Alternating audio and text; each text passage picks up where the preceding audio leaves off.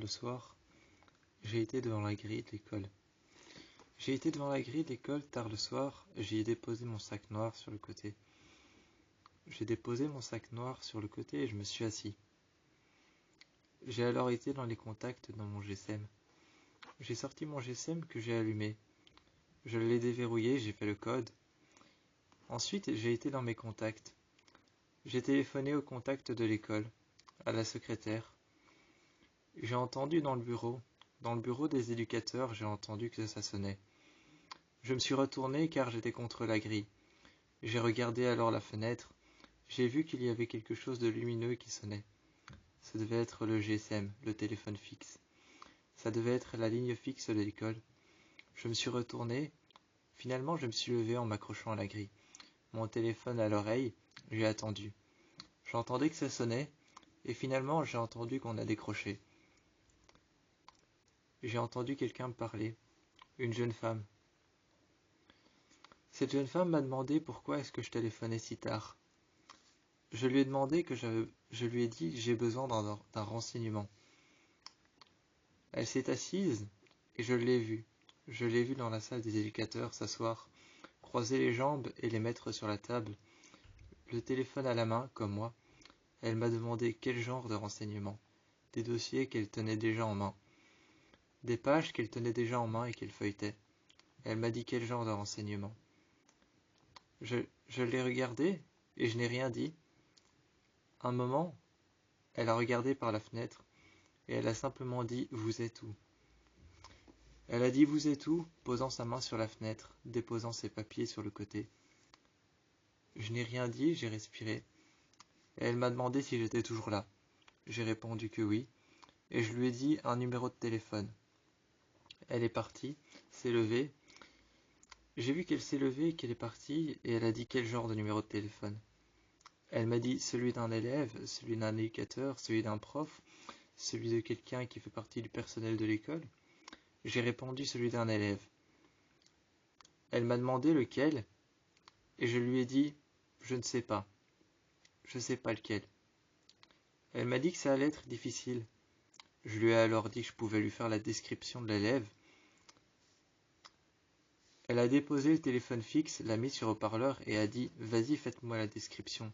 Ça ne va m'aider en rien, mais peut-être que ça m'avancera. » Je lui ai fait la description.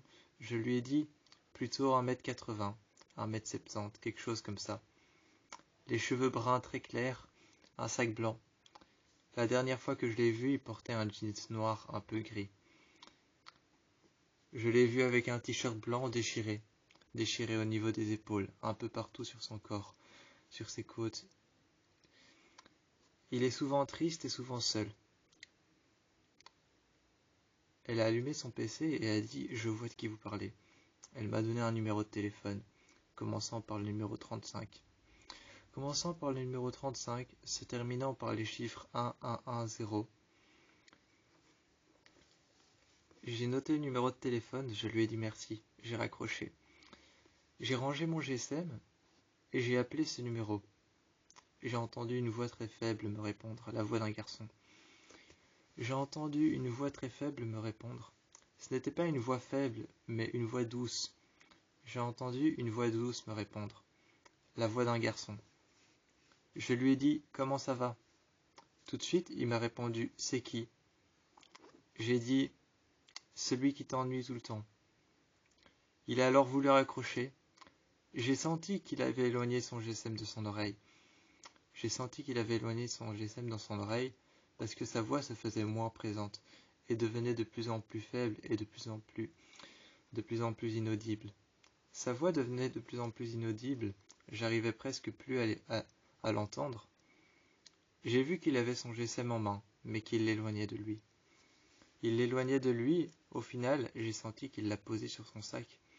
J'ai su qu'il l'a posé sur son sac parce que j'ai entendu le bruit. J'ai entendu le bruit du haut-parleur de son GSM se poser contre le tissu de son sac. Son sac était sûrement ouvert ou alors fermé, posé par terre devant lui. Il m'a demandé alors « Qu'est-ce que tu veux ?» J'ai entendu qu'il y avait un cri dans sa voix, un cri de douleur. Il y avait un cri de douleur, un cri de tristesse dans sa voix. Il m'a demandé « Qu'est-ce que tu veux ?» Je l'ai regardé et je lui ai dit « M'excuser ». Je lui ai demandé de venir, de se dépêcher. Quand il est venu, il m'a parlé. Il est arrivé avec son VTT. Encore une fois, il a enlevé les rouleaux. Il a enlevé les rouleaux en métal sur le côté. Il a enlevé les mousses qu'il y avait sur les rouleaux en métal, les a dévissées sur les roues avant et les roues arrière. Il les a rangées dans son sac, et il m'a regardé et il m'a dit qu'est-ce que tu veux, s'asseyant simplement par terre, mettant un genou à terre et un pied sur le sol.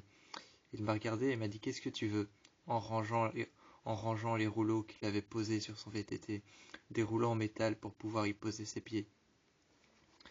Il a mis son VTT sur le côté, l'a cadenassé et a passé un cadenas autour. Je l'ai regardé et je lui ai dit je veux tout simplement te parler. On a parlé quelques minutes et finalement il s'est rapproché de moi. Je lui ai dit écoute, je te veux pas de mal, je veux juste essayer de me faire des amis.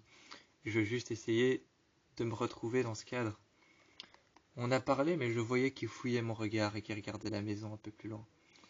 Il regardait la maison un peu plus loin, il regardait les lumières allumées, il regardait la fenêtre éclairée, il regardait les rideaux ouverts.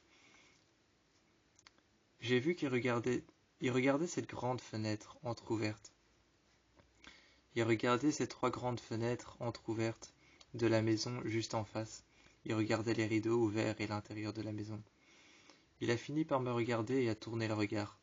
Je sentais qu'il ne m'aimait pas, mais je continuais à lui parler.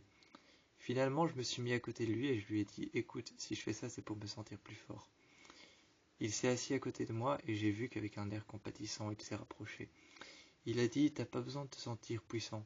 Comme moi, t'es déjà fort. » Je me suis rapproché de lui et il m'a dit « Qu'est-ce que tu fais ?» en me repoussant. Ses mains sur mon torse, il m'a repoussé et il m'a dit « Qu'est-ce que tu fais ?» Je lui ai dit « Je sais pas. » Finalement, j'ai posé mes lèvres sur les siennes, je l'ai embrassé. Il m'a embrassé et il m'a demandé « Pourquoi t'as fait ça ?» Il s'est reculé, s'est levé, s'est mis contre le mur. Je me suis levé, j'ai dit « Je sais pas » comme ça. J'ai recommencé encore une fois. Il m'a regardé. Étonné, il m'a regardé et a posé ses mains sur mon torse. Il les a accrochées à mes épaules. Les a tenues contre mes côtes et les a descendues le long de mon corps. Il m'a embrassé une deuxième fois. Cette fois-ci, ça ne lui a rien fait et n'a rien dit. On est parti en marchant un peu plus loin. En bas de la rue, il tenait son VTT, marchait à côté de moi. On parlait de tout et de rien, surtout de pourquoi est-ce que je lui avais fait tout ça. Moi, je m'excusais, lui, il encaissait. Moi, je m'excusais, lui, il encaissait, il tenait son VTT par le guidon et marchait avec moi. J'entendais le bruit des pédales qui tournaient et tournaient. J'entendais le bruit des chaînes de son VTT. Dans son sac, j'entendais les rouleaux en métal sur lesquels il posait ses pieds qui venaient de dévisser. Je les entendais frapper. Et je lui disais, pourquoi tu restes tout seul? Pourquoi tu restes tout seul à l'école? Il me disait qu'il n'avait pas d'autre choix parce qu'il n'avait pas d'autres amis. Je me suis mis près de lui, bras dessus, bras dessous. Je l'ai tenu et je lui ai dit, bah t'en as un maintenant. On a continué à marcher, on s'est assis sur le bord de la route.